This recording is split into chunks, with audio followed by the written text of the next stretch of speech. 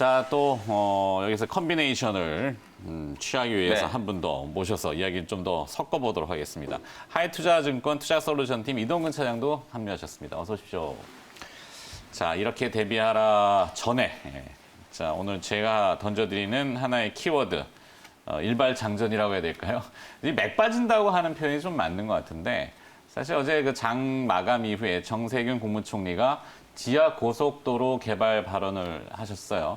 관련주들이 갑자기 시간에서 다 9%, 10%씩 올랐는데 네. 이걸 우리가 미리 알 수도 없었을 뿐더러 예측하기도 어렵고 그렇죠. 요즘 뭐 기사 내용 한 줄에 따라서 시세가 막 난리를 치잖아요. 그래갖고 이 소멸성 기사나 소멸성 재료긴 한데 참 아쉽긴 합니다. 그래서 사실 그림의 떡이 될 수도 있다. 굉장히 좀 안타까워요. 네, 관련 기업들은 보면 이제 뭐 쭉 리스트가 있는데 내용은 요건 내용입니다. 이제 정세균 국무총리 화면에도 나오시는데 이제 그 뭐 경기 부양을 위한 뭐 SOC의 일환으로 얘기를 해야 되겠죠. 타이밍이 조금 저기에서 테마를 만들어 주셨는데 이제 관련 기업들은 이제 뭐 특수건설, 뭐 이화공영, 우원개발, 뭐 코리아 SE, 동아지질, 덕신하우징, 3호개발, KT서브마린, 남광토공, 한국선제. 어제 시간에서 다 9에서 10%씩 오른 기업들입니다. 뭐 하는 기업들인지 모르는 생소한 기업들도 사실 솔직히 있어요, 저도. 네. 근데 이제 대충 뭐 이제 지하 터널과 관련된 이야기들일 것 같은데. 자, 이동근 차장님, 네. 제가 좀 앞에 깔아드렸는데 어떨까요? 좀 아쉽죠? 사실 이제 뭐 단적으로 말씀드리면은 정말 그 약간 좀 테마성으로 움직일 수 있는 그러한 어떤 그 여지를 좀 이제 그 만들었다고는 말씀드릴 수가 있을 것 같고요.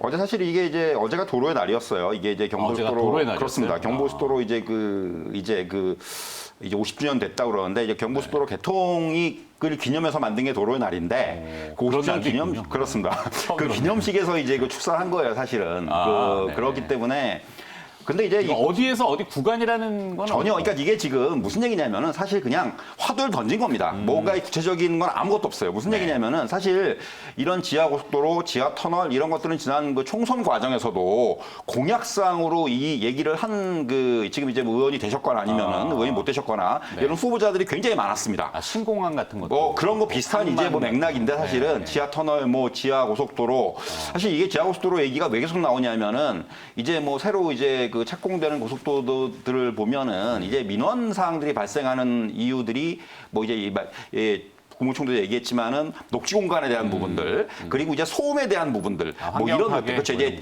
만약에 지상으로 갈 경우는 이게 옆에 있는 뭐 건물이라든가 이런 쪽에서는 엄청난 소음이 발생을 할 거 아니겠습니까? 아무리 차단막을 세우더라도 그렇기 때문에 이런 것에 대해서 이제 뭔가 반대를 하는 여론들도 많고 또 매입을 그렇습니다. 뭐 해야 이제 되고 하니까. 그러니까 그런 매입 비용 같은 경우도 이런 부분들 감안하면 올라가는 경우들이 많기 때문에 사실 이런 부분들에 좀 이제 그 좀 이제 탈피하고자 이런 아마 그 얘기들이 많이 좀 나왔었어요. 근데 사실은 이게 아직까지 구체화된 사항은 아직까지 아무것도 없는 겁니다. 쉽게 말씀드리면은. 그러니까 이게 뭐 언제 시작을 할지 어떤 걸 먼저 시작을 할지 이런 얘기들은 아직까지 뭐 전혀 없는 거고요. 일단 국무총리가 이렇게 얘기를 했기 때문에 아마 이 사안에 대해서 굉장히 검토가 들어갈 것이고 그 이후에 뭔가 이제 구체적인 뭐 플랜이 나올 것이고요. 근데 이제 뭐 종목들이 오늘 여러 가지 어제 이제 시간에서 많이 올랐습니다만은 이런 종목들의 공통점을 보면은 뭐 이제 이름에서도 특수건설 뭐 여러분들 아마 이 종목은 좀 익숙하실 것이에요. 이런 종목들이 굉장히 익숙하신 분들이 있는 게 이게 남북 경협하고도 그렇습니다. 막 연결. 바로 그거죠. 그러니까 이게 이런 종목들은 항상 뭔가 도로를 뚫는다, 철도를 만든다, 무슨 뭐 SOC 투자를 한다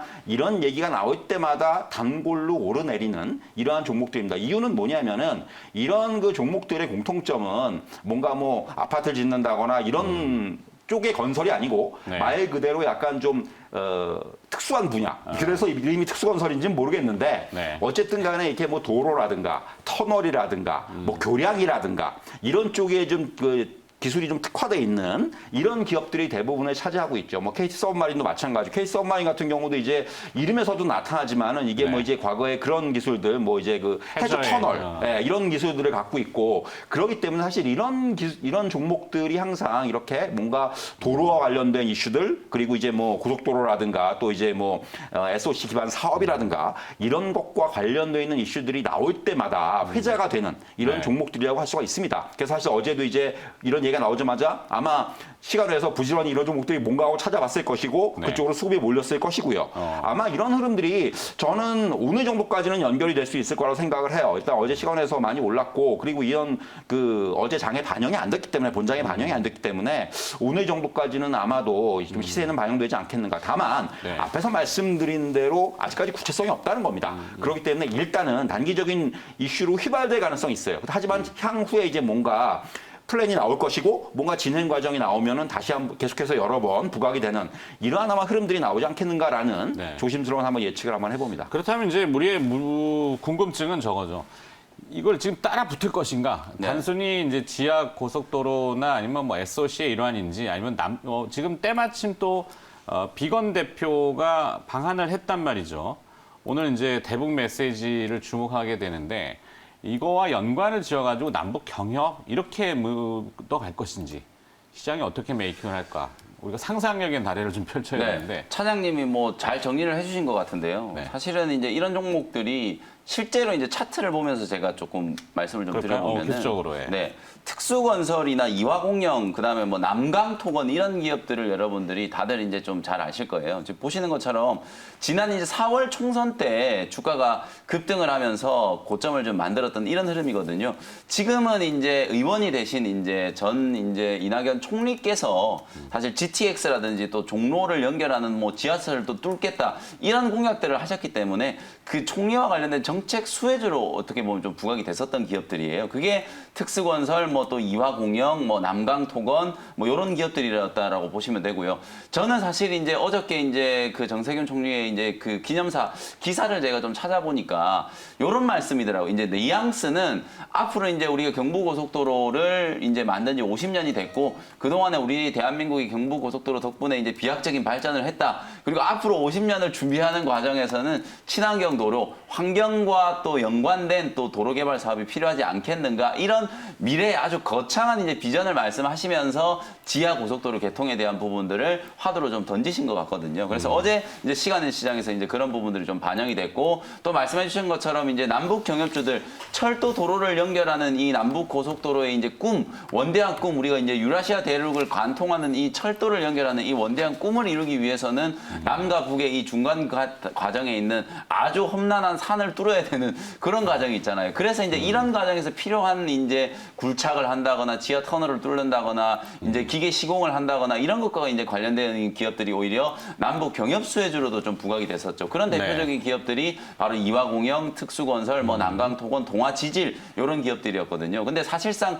이런 기업들이 재무구조가 상당히 좀 나쁜 기업들이 되게 많고요. 네. 사업의 성과가 이제 좀 많이 안 나오는 기업이고 단순히 이제 테마성으로 움직이는 기업들이 많다 보니까 저는 이번에도 이제 기술적인 흐름을 보면 어저께 이제 시간에 이제 거래량을 제가 지금 빠르게 한번 살펴봤는데 네. 상한가에 들어간 이화공영이 이제 주가가 이제 상한가 들어가서 이제 5,100원 정도 했는데 시간의 상한가. 네, 시간의 상한가에 주가가 이제 5,100원으로 마무리가 됐는데 거래량이 이제 어저께 하루 종일 이제 시간의 시장에 거래된 게 이제 한 10만 주 정도였단 말이에요. 그래서 많지는 이게 않군요. 네, 금액으로 따져봤을 때는 사실 그렇게 이제 유의미한 거래량이 아니기 때문에 만약에 이제 보유하고 계신 분들 입장에서는 오늘 이제 이런 단기적인 기대감으로 주가가 급등이 나왔을 때는 또 차익의 기회로 좀 생각을 하시고 지나치게 이제 추격 매수하는 건 썩 좋은 전략은 아닌 것 같다. 다만 네.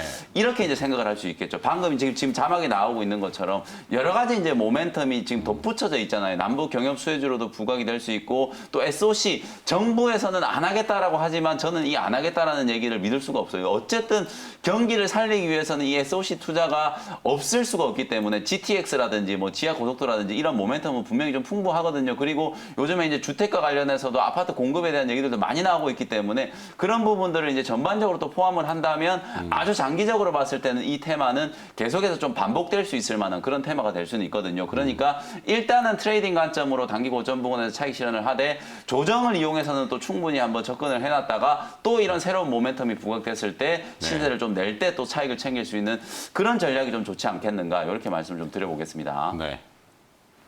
하여튼 이거 뭐 왜 이 주제를 다루냐면은 이제 뉴욕 증시 뭐 조정이야 이제 우리가 앞에 상황 파악을 해봤지만 아주 거칠진 않고 뭐 그거는 이제 개장 초반 시초가에 잠깐 영향을 줄 수 있지만 네. 우리 시장 어제 또 선제적으로 조정받은 부분도 있기 때문에 오히려 이제 모멘텀이라든지 기업들을 더 보기 위해서 이제 주제를 한번 꺼내봤고 네. 본질적인 주제가 사실 또 있긴 있어요. 어제 삼성전자 2분기 실적이 어닝 서프라이즈가 나왔는데 시세는 뒷걸음질 쳤습니다. 항상 재료 소멸이면은 거꾸로 가는 그 패턴을 그렇죠. 또 반복하게 되는데 그거에 비하면은 실적이 너무 좋게 나왔단 말이죠. 물론 이제 일회성 이익 이것도 이제 그 디스플레이 쪽에 뭐 내용들을 파악해 보면 그렇고 또 한 가지는 이제 실제 실적이 영속성을 가지려면은 고용과 투자가 병행이 되는 실적이 나왔어야지 리얼 실적이다 이렇게 평가들을 하더군요. 네. 뭐 틀린 얘기는 아니라서 자 삼성전자의 실적을 네. 조금 더 평가해 주시고 네. 그리고 또 이 IT 관련 기업들도 오늘 네. 전망 한번 해주시고 보내드릴게요. 네. 먼저 제가 좀 말씀을 좀 드리면은 원래 또 어제 얘기 막 얘기하셔야 네. 되는데 네, 조금 더 해도 아직은 되는데 조금, 사실은 네, 아직은. 네. 이제 제가 또 따로 방송 시간이 좀 있다 보니까 양해를 좀 해주시면 좋을 것 같고요. 어쨌든 네. 제가 간단하게 말씀 좀 드리고 물러나게 될 텐데 삼성전자 어저께 어쨌든 어마어마한 서프라이즈한 실적이 나왔어요. 영업이익률 저는 실적이 이제 객관적인 어떤 데이터보다는 영업이익률에 좀 주목을 좀 했거든요. 삼성전자가 참 위기에 강하다라는 걸 이번에도 다시 한번 확인했다. 무려 이제 한 5분기, 6분기 만에 영업이익률 15%를 이제 기록을 하면서 2018년 4분기 이후에 가장 높은 영업이익률을 기록을 했거든요. 매출액은 분명히 좀 줄어들 수밖에 없었던 게 2분기 때 전 세계가 뭐 셧다운이 되어 있는 상태였기 때문에 공급 체인도 문제가 있었고 수요 이제 체인에서도 분명히 문제가 좀 있었거든요. 그런 부분들을 감안한다면 매출액은 조금 줄어들긴 했지만 비용 통제를 상당히 잘했다. 그래서 이렇게 이제 얻어낸 성과를 하반기 때 이제 집중 포화를 통해서 삼성전자는 도약의 이제 기회를 저는 만들었다라고 보거든요. 어제는 물론 이제 시장에 특히나 이제 기관들의 어떤 단기 차익성 매물들 그리고 외국인들의 어떤 매도 이런 것들 때문에 주가는 좀 많이 밀려났지만